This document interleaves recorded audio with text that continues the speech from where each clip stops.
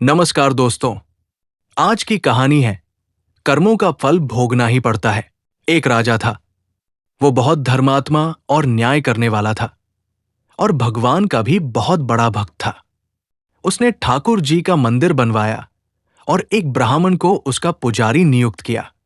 वो ब्राह्मण बहुत ही अच्छा और धर्मात्मा था। वो राजा से कभी भी कुछ नहीं मांगता था। उसके स्वभाव पर राजा भी बहुत प्रसन्न थे और उसे राज मंदिर में पूजा करते हुए भी स्पर्श हो गए थे। उसने कभी राजा से किसी प्रकार का कोई प्रश्न नहीं किया। फिर एक बार राजा को एक पुत्र पैदा हुआ।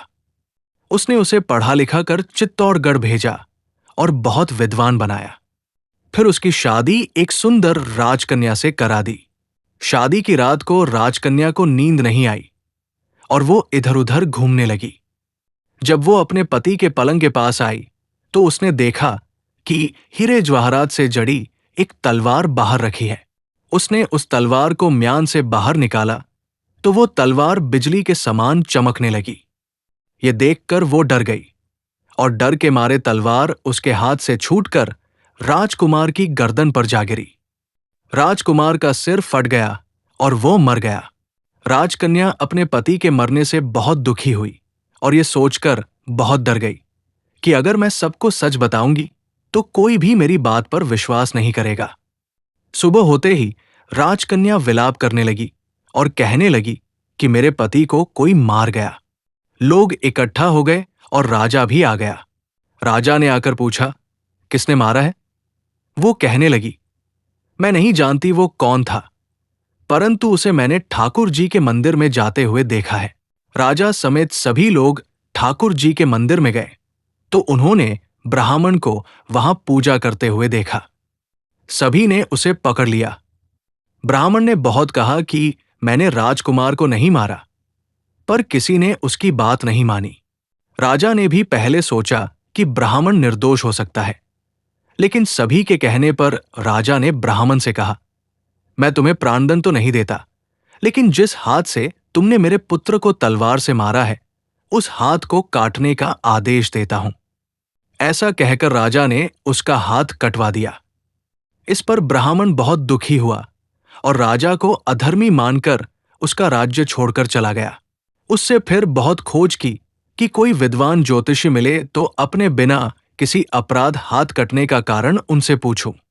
फिर उसे काशी में एक विद्वान ज्योतिषी मिले। वो ज्योतिषी से मिलने उनके घर गया तो वो ज्योतिषी वहां नहीं थे। उनकी पत्नी उनकी आलोचना कर रही थी और उन्हें बहुत भला बुरा कह रही थी। थोड़ी देर में वो ज्योतिषी घर आ गए। उनके घर आने के बाद भी उनकी पत्नी उनका तिरस्कार कर रही थी, परंतु आशीष चुप रहे और उन्होंने अपनी स्त्री से कुछ भी नहीं कहा। इसके बाद वो अपने गद्दी पर जाकर बैठ गए। ब्राह्मण को देखकर ज्योतिषी ने कहा, कहिए ब्राह्मण देवता, आपका कैसे आना हुआ? ब्राह्मण ने कहा, आया तो अपने बारे में पूछने, लेकिन पहले आप अपना हाल बताइए कि आपकी पत्नी अपनी जुबान से आपका इतना तिरस्कार क्यों करती है? तब ज्योतिषी ने कहा, ये मेरी स्त्री नहीं, मेरा कर्म है।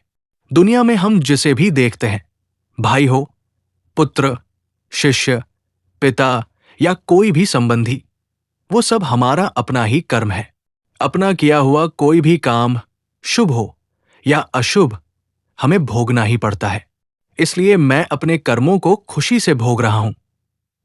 ब्राह्मण ने पूछा, आपने ऐसा क्या कर्म किया था? तो ज्योतिषी ने कहा, पूर्व जन्म में मैं एक कुम्हार था और जो आज मेरी स्त्री है वो एक गधी थी, जिसकी पीठ पर एक फोड़ा हो गया था और फोड़े की पीड़ा से वो बहुत दुखी थी। उस फोड़े में कीड़े पड़ गए थे, जिन्हें खाने के लिए मैं उसके फोड़े पर छड़ी मारता था, जिसके कारण उसे असहाय दर्द होता था। एक बार उसकी पीठ पर चोट मारते हुए मेरी छड़ी उसकी हड्डी में घुस गई और वो दर्द से तड़प उठी।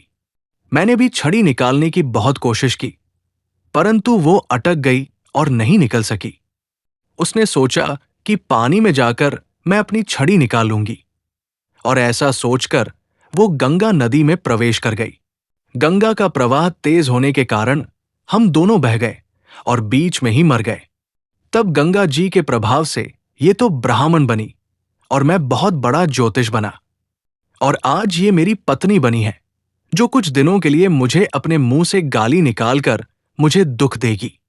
लेकिन मैंने छड़ी उसे दर्द पहुंचाने के लिए नहीं मारी थी, इसलिए इसकी समझ एक दिन ठीक हो जाएगी।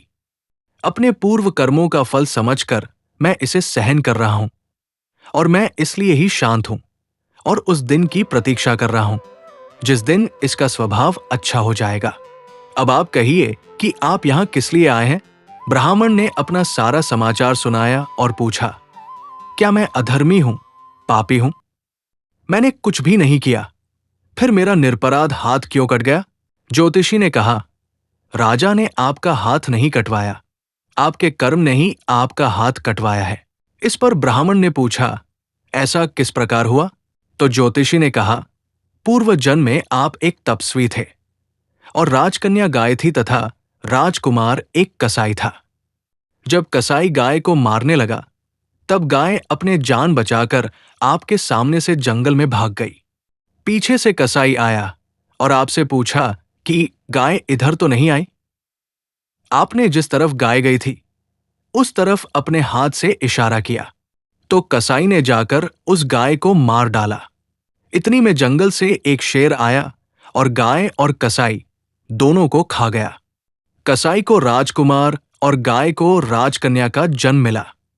पूर्व जन्मों में किए हुए कर्म ने एक रात्रि के लिए उन दोनों को इकट्ठा किया, क्योंकि कसाई ने गाय को हंसी से मारा था। इसी कारण राजकन्या के हाथों गलती से तलवार गिरने के कारण राजकुमार का सिर फट गया और वह मर गया। इस तरह अपना फल देकर कर्म निवृत्त हो गया, और तुमने हाथ से जो इशारा किया था उस पाप कर्म ने ही तुम्हारा हाथ कटवा दिया। इसमें तुम्हारा ही दोष है, किसी और का नहीं। ऐसा सोचकर सुखपूर्वक अपना जीवन व्यतीत करो। दोस्तों, यदि हम इस कर्म सिद्धांत को मान लें और जान लें तो हम किसी भी घोर कर्म का फल भोगते हुए रूठेंगे नहीं।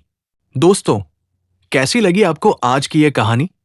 ऐसी और कहानियों के लिए हमारे चैनल को सब्सक्राइब करें। धन्यवाद।